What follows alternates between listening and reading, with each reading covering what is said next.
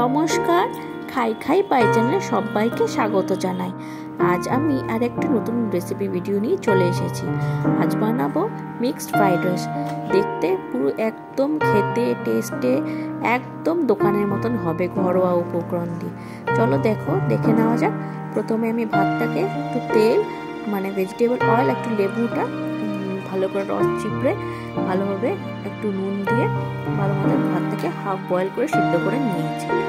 তারপরে আরেকটি বাটিতে আমি বোনলেস চিকেন নিয়ে তাতে একটা ডিম ফাটিয়ে নিয়েছি, আদা রসুনের পেস্ট, কিছুটা নুন, তারপর কাশ্মীরি রেড চিলি পাউডার, জিরের গুঁড়ো আর একটু হলুদ গুঁড়ো দিয়ে আর খানিকটা কর্নফ্লাওয়ার দিয়ে খুব ভালোভাবে আমি ম্যারিনেশন করে রেখেছিলাম কিছুক্ষণ, ওই মোটামুটি 15 থেকে 20 মিনিটের মতো তার ম্যারিনেশন করে রেখেছিলাম। হ্যাঁ, তার সাথে আমি 1 টেবিল চামচের মতন ভেজিটেবল অয়েল, রিফাইন্ড অয়েলটাও আমি দিয়ে খুব ভালোভাবে আমি আরেকটু ভালো মতন মেখিয়ে আমি কিছুক্ষণের জন্য 15-20 মিনিটের জন্য ম্যারিনেশন করে রেখে দিয়েছিলাম।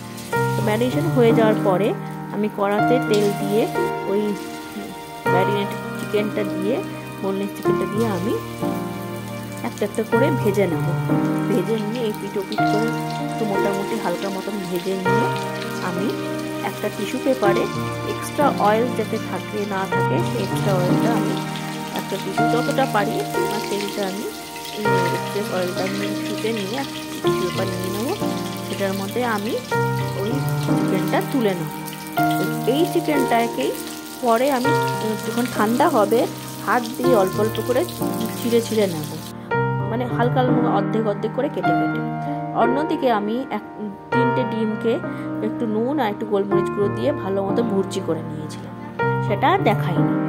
তারপরে একটু বিনস কুচি করে নিয়েছি, তারপর রসুন কুচি, আদা কুচি, ছোট ছোট করে ফুলকপি আর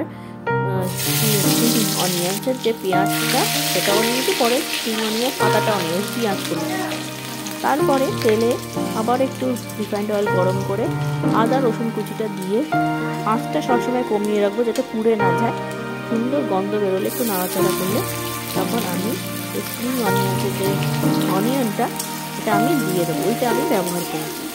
দিয়ে খুব ভালো মতন একটু নাড়াচাড়া করে নেব যতক্ষণ না পেঁয়াজটা একটু ট্রান্সপারেন্ট হচ্ছে। তারপরে একটু হালকা ভাজা হয়ে যাওয়ার পরে তারপরে ফুলকপিটা আমি দিয়ে দেবো, ছোট ছোট করে আমি করেছি, তাড়াতাড়ি সেদ্ধ হয়ে যাবে। তারপর একটু ভাজা হয়ে যাওয়ার পরে মিনিট 2 পর আমি বিনসটাও দিয়ে দেবো, বিনস কুচিটা।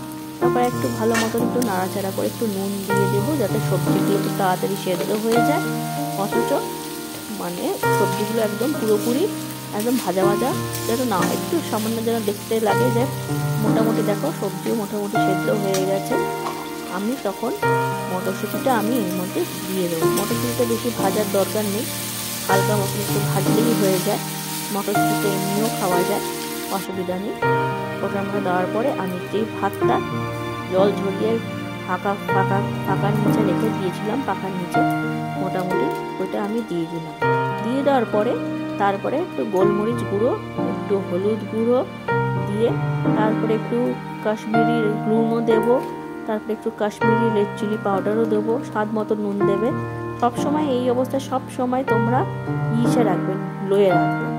তারপরে একটুখানি ডার্ক সোয়া সসটা দিয়েছি, তারপরে আর একটু 1 চামচের মতন ভিনিগার দিয়ে ওই যে চিকেনটা বললাম একটু ছিঁড়ে রাখতে হবে হাত দিয়ে, হালকা করে ভেজে নিয়ে ঠান্ডা হওয়ার পর ছিঁড়ে রাখতে হবে। দেখো আমি অর্ধেক করে কেটে নিয়েছি। তারপরে ওই ডিমের ভুজিটা দিয়ে সবগুলো খুব ভালোভাবে একটু হালকা হাতে মিশিয়ে নেব। সবসময় অবশ্যই গ্যাসটা সময় লোয়ে রাখবে বন্ধুরা, সবসময় সিমে রাখবে, না হলে এটা ভাতটা লেগে যাওয়ার চান্স থাকবে। তারপরে একটু 1 চামচের মতো চিনিও দিলাম, চিনি দিয়ে খুব ভালো মতো হালকা হাতে একটু নেড়ে চেড়ে নিলে ভাতগুলো যাতে ভেঙে না যায়। দেখো কত সুন্দর, বেশ ভাতগুলো কত সুন্দর ঝরঝরে হয়েছে, দেখতে কত সুন্দর লাগছে, একটা ভাতও ভাঙেনি। দেখো বন্ধুরা খুব সুন্দর হয়েছে, ঝরঝরে হয়েছে। আর তারপরে আমি এটাতে একটুখানি ওই স্প্রিং অনিয়ন দিয়ে দেবো, স্প্রিং অনিয়ন আর একটু ধনেপাতা কুচি দিয়ে আবার একটু হালকা হাতে ভালোভাবে নাড়িয়ে নেব। দেখো হোটেলের থেকে রেস্টুরেন্টের থেকে ওখানে আজিনামোটো কত কিছু ইউজ করে, যেগুলো আমাদের শরীরের জন্য একদম ভালো না।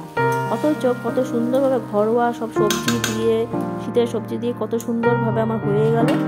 দেখো ঢেকে রেখেছিলাম, এখন কিছুক্ষণ জন্য আমি গ্যাস অফ করে দেখো কত সুন্দর ঝরঝরে হয়েছে।